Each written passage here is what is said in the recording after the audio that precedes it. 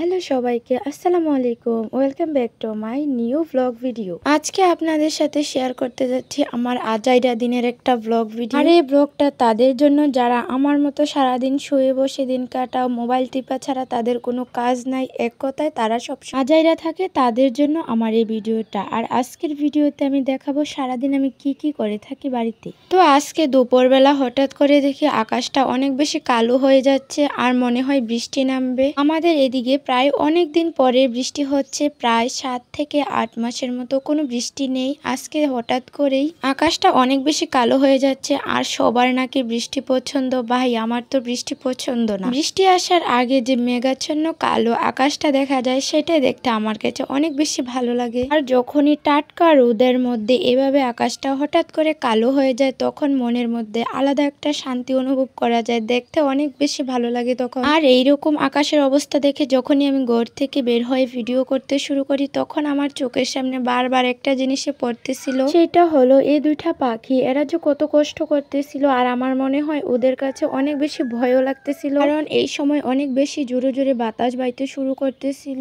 আর পাখি দুইটা এখান থেকে যেতেও পারতেছিল না, কারণ এগুলার পা গুলা দেখতেছি আমি পিছলে পিছলে পড়ে যাচ্ছে টিনের চাল থেকে। এক কথায় তো এটা টিনের চাল। আবার অনেক জোরে জোরে বাতাস বাইতে শুরু করতেছিল। একটা পাখি বারবার চলে যাচ্ছিল, আরেকটা পাখি এখান থেকে যেতে পারতেছিল না। আর যে পাখিটা বারবার চলে যাচ্ছিল একটু যে তারপর আবার ফিরে আসে তার কাছে, কারণ ও তো এখান থেকে যেতে পারতেছিল না। আর এগুলা ভালোবাসা দেখে আমার একটা কথাই বারবার মনে আসছে যে ভালোবাসা মনে হয় সবার মধ্যে আছে, কিন্তু ভালোবাসতে সবাই জানে কিন্তু আগলে রাখতে অনেকেই জানে না। ভালোবেসে যখন প্রিয় মানুষটার হাত ধরে অনেকটা দূরে চলে আসি, তারপর সেই প্রিয় মানুষটাই একসময় দেখা যায় যে মাঝপথে শক্ত করে ধরে রাখা হাতটাও এক সময় ছেড়ে দেয়। আর আমি মনে করি যে এটাই উচিত যে আমাকে ভালোবাসবে তার কাছে আমি যাব, কিন্তু আমি যাকে ভালোবাসবো তার কাছে আমি কখনোই যাব না, কারণ যে আমাকে ভালোবাসবে তার কাছে আমার গুরুত্বটা অনেক বেশি থাকবে, আর যাকে আমি ভালোবাসবো তার কাছে হয়তো আমার সেরকম ভাবে গুরুত্ব থাকবে না। যাই হোক, এদিক দিয়ে অনেক জোরে জোরে বৃষ্টি শুরু হয়ে যাচ্ছিল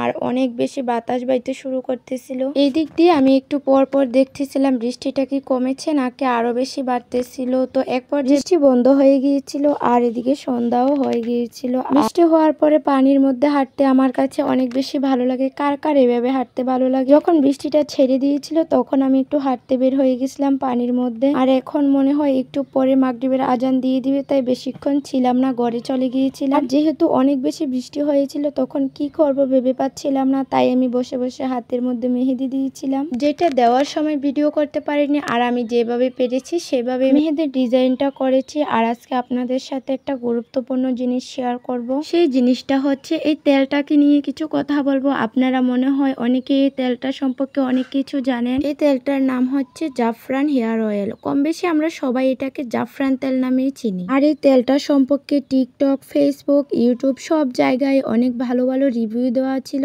আর আমি দেখতেছিলাম যে অনেক বড় বড় টিকটকাররা, আবার অনেক বড় বড় সেলিব্রিটি আছে যারা এই তেলটা নিয়ে অনেক ভালোভাবে রিভিউ দিচ্ছিল। তাই আমার এই সরল সোজা মনটা আর মানলো না, তাদের রিভিউ এমন ভাবে দিচ্ছিল যেন একেবারে টাকলাবতী থেকে ক্যাশবতী হয়ে যাব আমরা। যাই হোক, এখন আসি মূল কথা। আমি এই তেলটা আরো 2 মাস আগে একটা পেজ থেকে নিয়েছিলাম। তারা যেভাবে বলেছিল আমি সেভাবে এটাকে চেক করে দেখেছি আসলে সঠিক হেয়ার অয়েল কিনা। আসলে এটার বক্সের ওপর দিয়ে নাকি চিতাবাঘের ছবি দেখা যায়। তো আমিও সূর্যের আলোর মধ্যে নিয়েছিলাম, তারপর লাইট দিয়ে দেখেছিলাম, ঠিকই চিতাবাঘের ছবি দেখতে পেলাম। তারপর তো মনটা অনেক বেশি খুশি হয়ে যাচ্ছিল যে আমার তেলটা আমি আসল নিয়েছি। তারপর তাদের কথা মতো এই তেলটা ব্যবহার করতে শুরু করলাম, কিন্তু ভাই আমি কোনো ফলাফল পাচ্ছি না। আজকে 2 মাস ইউজ করতেছি, তার বদলে যে আমার চুল পড়া বন্ধ হবে তার বদলে আমার চুল ওঠা শুরু হয়ে গিয়েছে। তো যারা যারা নিতে চাচ্ছেন তারা একেবারে সাবধান, এই তেল দিয়ে কোনো কাজ হয় না। আর আমি সেলিব্রিটিদের জন্য একটা কথাই বলবো, তারা মনে হয় টাকার নেশায় তাদের চোখগুলো অন্ধ হয়ে গিয়েছে, যেটা পাচ্ছে সেটা দিয়ে তারা প্রমোশন করছে। প্রমোশনের জন্য কেন আমাদের মতো সাধারণ মানুষদের বোকা বানাবে তারা? তাদের প্রমোশন দেখেই, ভালো রিভিউ দেখেই আমরা একটা জিনিস নিই, কারণ আমরা তো অনেকে আছি সেলিব্রিটিদেরকে অনেক সাপোর্ট করি, তাদেরকে আমরা আইডল মনে করি। তাহলে তারা যে করবে আমার কাছে সেটাই ভালো মনে হবে, তাই আমি নিয়ে নিব। তাহলে তোমরা কেন ভাই এভাবে খারাপ জিনিসকে ভালো রিভিউ দিবে?